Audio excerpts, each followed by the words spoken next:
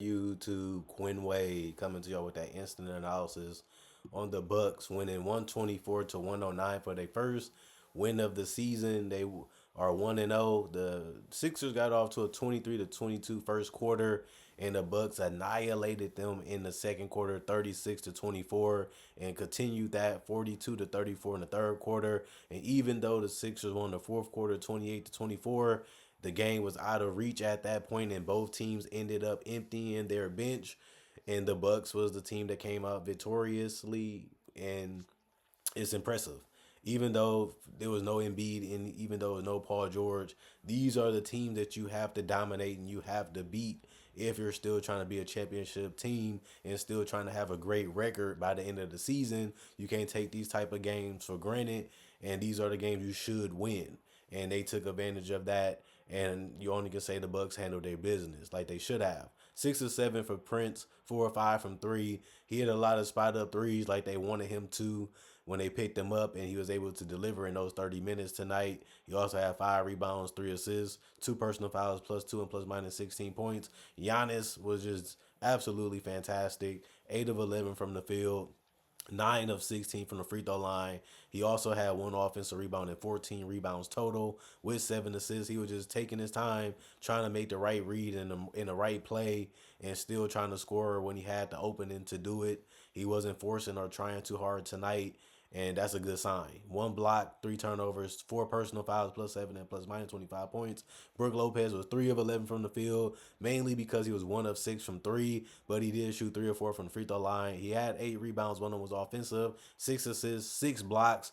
Just a defensive anchor still in that paint. Just long, tall, and really strong, and that's what he has been since he been a Buck. 4 turnovers, 4 personal foul, +18 and plus minus 10 points. And video game Dame was 9 of 19 from the field, 6 of 12 from three, really good. 6 of 7 from the free throw line, 9 rebounds, 3 of them was offensive, 6 assists.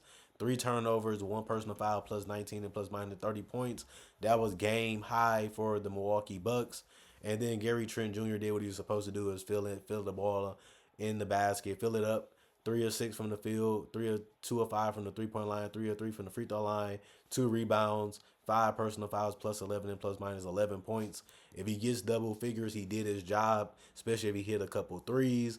And Big Bobby Portis just absolutely dominant off the bench again. He had a lot of layups and a lot of easy opportunities. He didn't get 3 point happy tonight, even though he did shoot 1 of 1 from the 3 point line, finished the and one and was at 1 of 1 from the free throw line. And he only missed 3 shots tonight, 7 to 10. 3 rebounds, 3 assists, 2 steals, 1 block, 4 turnovers, 4 personal fouls, +8 and plus minus 16 points. Marchand Beauchamp was zeros because he only played 1 minute. Like I said, they emptied their bench. And then Smith would only play 2 minutes, 2 or 3 from the field, 1 or 2 from the 3 point line, 1 rebound, 1 personal foul, -1 and plus minus 5 points. Pat Connaughton, 4 of 9 from the field, 1 of 5 from the 3 point line, 4 rebounds, 1 assist, 1 block, 1 personal foul, +5 and plus minus 9 points. Wright only played 13 minutes, 1 of 3 from the field, 0 of 1 from three, 1 steal, +2 and plus minus 2 points. Green was zeros across the board outside of 1 assist and 1 steal. +4 and plus minus no score. Jackson Jr. was zeros all across the board. Rollins was zeros all across the board, and Johnson played 1 minute like the other guys. 0-1 from the field, zeros across the board. But Rollins did have 1 personal foul. Nobody missed significant time tonight. They shot 43 of 80, 53%, 16 of 37, 43% from three, and 22 of 31, that's 71% from the free throw line. That's enough to get it done against a team that's missing a lot of talent. 46 rebounds, 27 assists, 4 steals, 9 blocks, 14 turnovers, 23 personal fouls. And then we look at the Sixers, KJ Martin, 1 of 3 from the field, 1 of 2 from the free throw line, 5 rebounds, 3 personal fouls, -12 and plus minus 3 points. Andre Drummond was just relentless on the boards tonight. He had 5 offensive rebounds, 13 rebounds total. He was 2 of 2 from the free throw line, 4 of 8 from the field. 5 personal fouls is bad. The only thing that he really did bad was that he couldn't really protect the rim and couldn't really stay in front of guys, which we knew because he's only getting older. 1 turnover, -6 and plus minus 10 points. Tyrese Maxey, 10 of 31, 2 of 9 from the 3 point line, 2 of 4 from the free throw line.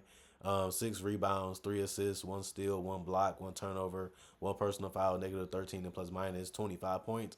Tyrese Maxey going to have games like this where he's going to have to find his game and find ways to get shots and find ways to navigate the defense and end up breaking it to the best of his ability to get quality shots off. When you're the main focus and you don't really have anybody else that is, it can be tough out there to score, especially when you have to create your own shot and you have to defend.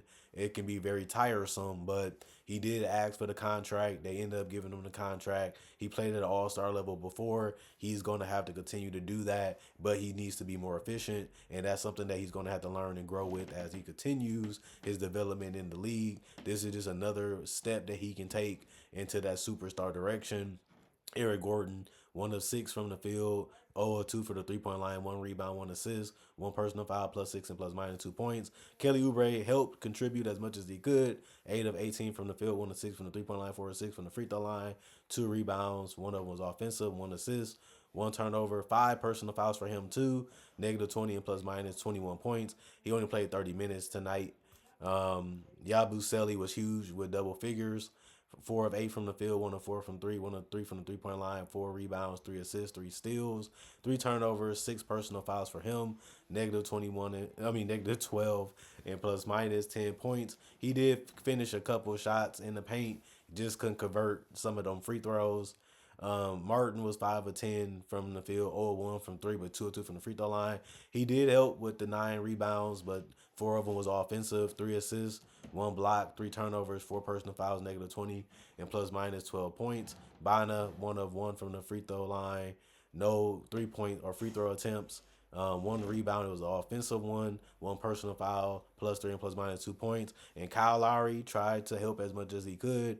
4 of 7 from the field, 3 of 5 from three, 2 of 4 from the free throw line, 6 assists, 4 rebounds, 1 personal foul, negative 11 and plus minus 13 points. Dowden Jr., zeros across the board because they emptied their bench. He played 3 minutes. He was a +3 and plus minus 0 points. McCain finally got his NBA debate. He was 2 of 3 from the field, making his first NBA basket. 0 of 1 from the 3 point line, 2 rebounds, +3 and plus minus 4 points. Quinnes, if I think that's his name, 0 of 1 from the field, 0 of 1 from three. He did have 1 rebound and 1 assist, +3 and plus minus 0 points. And Council, 1 of 2 from the field, 1 of 1 from the 3 point line. He did also shoot 4 of 4 from the free throw line, 1 rebound, 1 turnover, 1 personal foul, +1 and plus minus 7 points. Reggie Jackson didn't play. 41 of 98 is 41% from the field. 8 of 31, that's 25% from three. And 19 of 27, that's 70% from the free throw line. 49 rebounds, 18 assists, 4 steals, 2 blocks, 10 turnovers, 28 personal fouls for the Sixers. And that was really all that we seen. We seen a whole lot of Maxey trying to carry the team as much as he can, try to put them in a winning situation. And the Bucks just had too much gas and too much firepower. Like Dame was unstoppable, Giannis was unstoppable. The defense was where it needed to be because you didn't really have to worry about double teaming and trapping anybody outside of Tyrese Maxey tonight. And that's why the rebounding was working until you got to still score the basket and put it up in there as efficiently as you can, and that's just something that the Sixers couldn't do tonight. Unfortunately, you have them type of games, especially when you missing two all-star, superstar caliber players, and there's no there's no real replacing that, and that's just how it goes sometimes. This is a game where they did what they can do. They maxed out their play, and the team was just better. And like I said, from the Bucks' point of view, handle your business. And the Bucks usually does do that. And Giannis and them should be on a mission. I know people not really talking about them as much, but they have a lot of talent. They have a lot of scoring. They have one of the top five best players in the league, top three. And Dame is one of the top 20 best players in the league. You can put Chris Middleton in that top 75 best players in the world right now when healthy. And they can still contribute, to being a good team in the league. So we're going to see what the Bucks are really about and what they're really made of as their schedule starts to get tougher and the competition starts to get higher. Can they compete with the best of the best in the West? Can they compete with the best of the best in the East? We seen them struggle a little bit with that last year. This is a newer year, and this team got more familiarity. They have more continuity. They know what they're trying to do. They know what they're trying to execute. They know how they're trying to play. They know what they're trying to do with the players that they have, and maybe that's going to be what takes them to another level. Hopefully, for the Bucks fans this season, that's the way y'all got to be thinking. And other than that, there's just going to be brutal if they can't get a high matchup in the playoffs because it could be another first round exit for them depending on who they get because the East is just that deep that if you're top three or top four, you might get a situation where you might get knocked out early.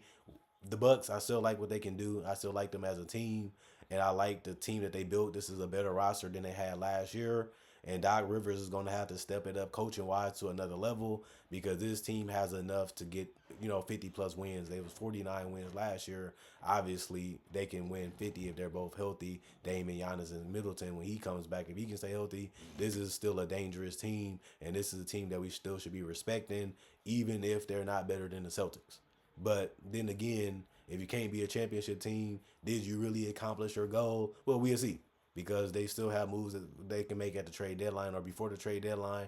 They still got the buyout season. They still have a chance to see who's going to be healthy and who's not going to be healthy. You still got a chance to match up against some teams to get you almost there. And then you let the game go how it goes. A lot of this stuff ain't in our control. A lot of this stuff is not our decision. A lot of stuff just happens.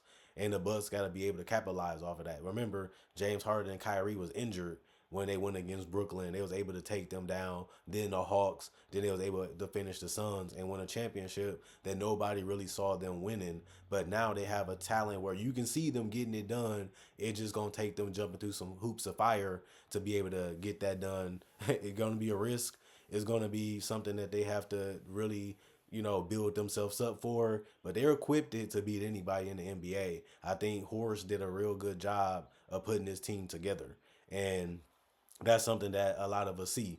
But it's tough, Every team in the league is trying to do the same thing the Bucks are trying to do, which is trying to win a championship or win their first championship or trying to get back to where they fell from and try to build themselves back up to a championship contender. And the Bucks feel the same way. If things go our way and we have Giannis on our team and Dame on our team as a closer with Middleton and Lopez and Gary Trent and these guys, we can shoot, we can score, we can take down the best of them. Especially if they're not healthy like we haven't been the last 2 years. It's got to be their way of thinking psychologically because they have enough talent. They don't really have an excuse why they can't win a title this year besides that a team was just better than them. But that's factual, not an excuse. That's why you can't use that one because the Bucks should feel the same way with the talent they was able to amass this season and in the off season. So we'll see what they do. Comment, like, subscribe, share, hit the notification bell for more analysis. Thanks for watching.